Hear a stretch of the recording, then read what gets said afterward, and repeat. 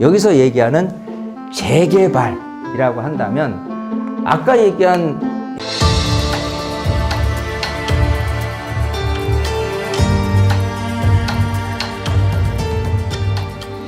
쏙쏙 부동산에서 다루는 주제 모아타운, 모아주택에 대한 이해에 대해서 아주 샅샅이 해부하는 시간을 갖도록 하겠습니다. 여기서 얘기하는 재개발이라고 한다면 아까 얘기한 열악한 기반시설이 아닌 양호한 기반시설일 수도 있고 노후도도 그렇지 않은 그런 데일 수가 있어요. 그러니까 저층 주거지는 많아.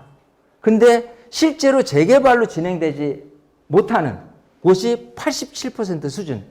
이걸 풀어내는 게 숙제다. 이 얘기를 하고 싶은 거죠. 그래서 모아타운 추진 배경에 가장 이걸 첫 번째 말씀드렸고 90년대부터 짓기 시작한 다세대 다가구 저층 주거지는 주차난, 녹지 공간 부족 등 열악한 주거 환경 수준에 있다. 단위로 정비할 수 있는 제도이나 층수 제한 등 사업성의 한거로 활성화되지 못하는 실정이다. 즉 단독으로 가로주택 정비 사업을 하려고 그러면은 여기서 얘기한 주차라든지 녹지 공간 이런 부분으로 해서 소위 소규모 주택 지구를 하다 보니까 그게 불만이 많은 거예요. 예, 그래서 모아타운에 의해서 좀 영역을 넓히고 좀 여러 가지 완화책을 주려고 하는 거죠. 그래서 2018년 소규모 주택정비법이 이런 식으로 제정이 돼서 만들어진 거죠. 자율주택 정비, 가로주택 정비, 소규모 재건축, 소규모 재개발 등으로 다양한 방식이 마련이 됐습니다. 2021년 지난 정부 2사대책 발표로 저층주거지의 난개발 방지 및 계획적 소규모 주택 정비를 위한 소규모 주택 정비 관리적 제도를 마련하여 선도사업 후보지 등 선정해서 추진하였으나 구체적 기준 및 공공지원 등 세부 실현 방안 부재로 제대로 추진되지 못한 게 현실이죠. 자, 일단 지난 문재인 정부에서 2사대책 편창법 공공 재개발을 들고 일어났지만 3080 계획이에요. 그때는 서울에 30만 호를 이런 식으로 개발을 해서 만들겠다고 했는데 유명무실하게 됐습니다. 지금 현실은. 자, 중요한 건 노후 저층 주거지 정비 방식인 모아타운과 모아주택 추진 계획을 발표하고 내부 방침을 통해서 세부 실행 방안을 마련을 했습니다. 자, 모아주택의 개념. 모아주택은 모아타운 내에서 이웃한 주택 소유자들의 개별 필지를 모아서 소규모 공동개발을 통해서 양질의 주택 공급을 하는 서울시 주택 정책이고요. 모아주택에 적용 가능한 법적 사업 유형은 자율주택, 아까 4가지 얘기를 했고요. 공동개발을 좀 권장하는 부분들이 잘 눈여겨보셔야 될 필요 있는 것 같고 앞서 언급한 소규모 주택정비 사업의 완화 요건 등 모두 적용 가능하고 이에 추가하여 사업 시행 시 높이, 용적률 등 건축 및 도시관리 계획 기준을 완화를 받을 수가 있습니다. 자, 모아타운의 성격인데요. 모아타운 내에서 했을 때 소위 자유주택형 가로주택형 모아주택이 된다면 인센티브를 받는 그런 부분에 대해서 모아타운은 소규모 주택정비 관리지역을 지정하는 이게 이제 관리지역이라고 보시면 됩니다. 도정법에서는 이제 구역 지정을 하는 거죠. 이런 모아타운이라는 부분으로 하긴 했지만 나눠서 진행을 한다. 만약에 이 사람들은 원하지 않아 사업을 그럼 얘들을 빼면 돼. 합리적이죠. 달걀이 먼저냐 닭이 먼저냐 식이지만 어쨌든 사업을 실제 진행돼 있어서만큼은 구역 지정을 해놨는데 그 안에서 사업을 무조건 해야 돼라는 방식이 아니라 관리지역이라는 큰 영역을 두고 그 안에서 사업을 원활히 실제로 진행할 수 있는 역할로 가도록 하는 거예요. 그래서 모아타운은 소규모 주택정비 관리지역을 지정하는 법정 계획을 통해서 법적 제도의 효력을 부여한다. 정비기반 시설 및 도로 이용시설 확보 및 가로 중심의 디자인 차별성을 강조하는 서울시의 새로운 저층 주거지 정비 모델로 제시된 주택 정책이고요. 필지 및 단위 개별 주택 정비에서 지역 단위로 정비 개념을 확장해서 면적이 10만 제곱미터 미만, 전체 노후도 50제곱미터 이하, 노후도가 전체적으로 50%가 넘는다라고 한다면 그야말로 모아타운에 대한 요건이 되는 거예요. 그래서 여기가 지금 일단 그 노후도가 50%는 넘는다라고 한다면 지정은 되는 거예요. 근데 모아타운으로 하지 말아줘. 이런 주민들은 없을 겁니다. 왜 인센티브를 많이 주니까. 예. 자, 아까 말씀드렸다시피 기존은 모아타운 선정 대상지 공모는 전체 면적 10만 제곱미터, 3만 평 정도예요.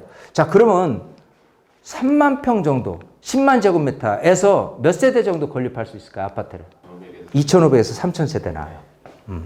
근데 이거를 서울시에서는 쪼개서 이렇게 하라고 얘기하는 게 아니에요. 나중에 얘기를 하겠지만 되도록이면 묶어서 해. 대든의 사업을 진행하는 사람들끼리 원활하게 실질적으로 진행했으면 좋겠어요 라는 부분입니다.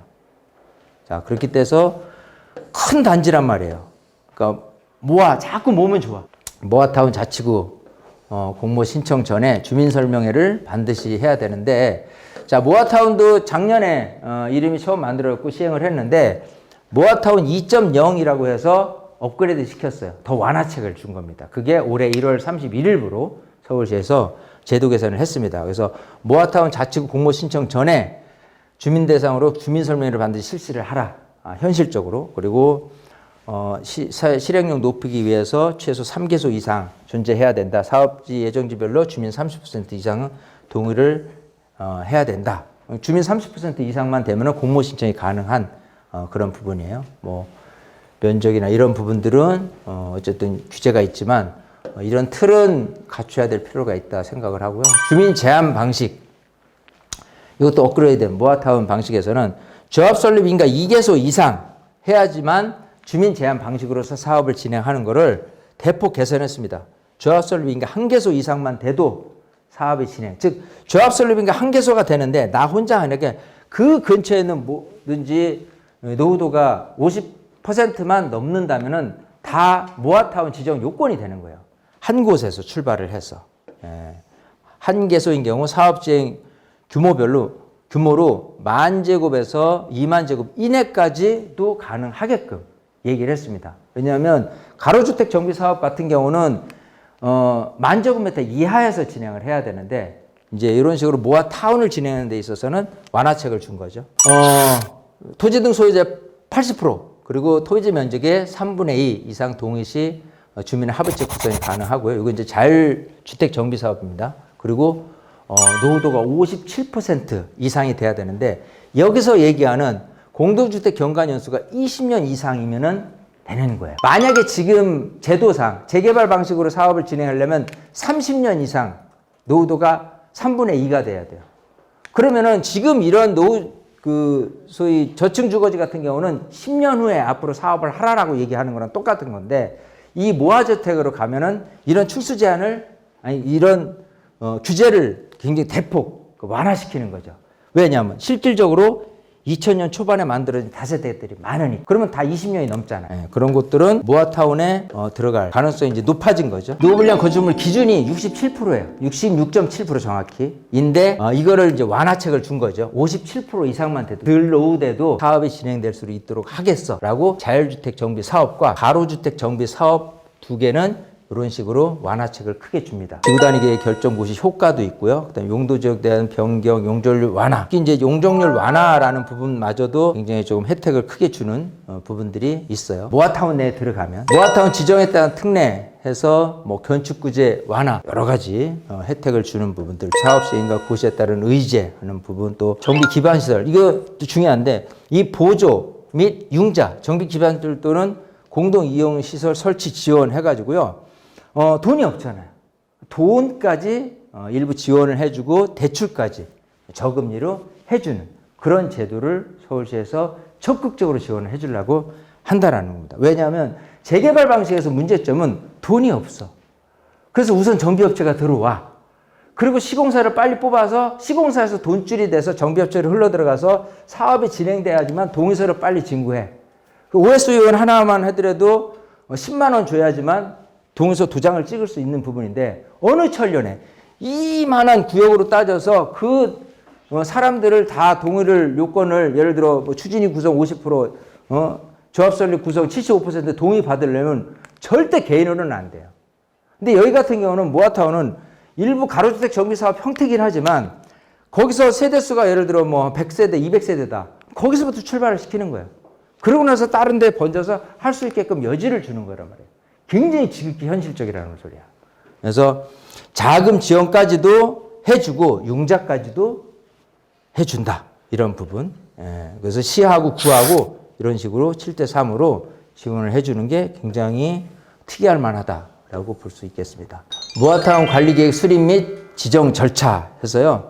모아타운 2.0의 개선 방안에서 보면은 모아타운 추진 시 사업 면적, 노후도 등 완화된 기준을 적용하여 사업을 빠르게 진행할 수 있도록 관리계획 수립 전이라도 관리계획 수립이 돼야 구역 지정이 되고 사업이 진행이 된다. 예를 들어 정비사업 같은 경우는. 근데 여기는 관리계획 수립 전이라도 모아타운 대상지를 관리지역으로 우선 지정 고시가 가능하도록 완화를 해줍니다. 사업 면적을 확대를 하고요. 1만 제곱. 제도상으로는 법제도에서는 1만 제곱에서 2만 제곱은 공공과 같이 사업을 진행을 하면은 가능할 수 있도록 문을 열어놨고요.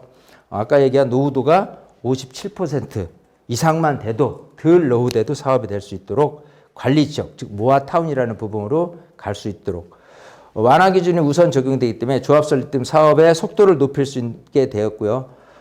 이 시는 자치구가 사업 시행 대상지 중 완화 기준이 조속히 적용돼야 할 곳에 대해서 소규모 주택정비 관리지역 선 지정 요청하면 위원회를 열어서 관리지역으로 우선 지정 이후 구가 관리계획을 수립하고 승인을 요청하면 심의를 거쳐 지정 고시할 수 있도록 개선을 완화를 해주고 있다.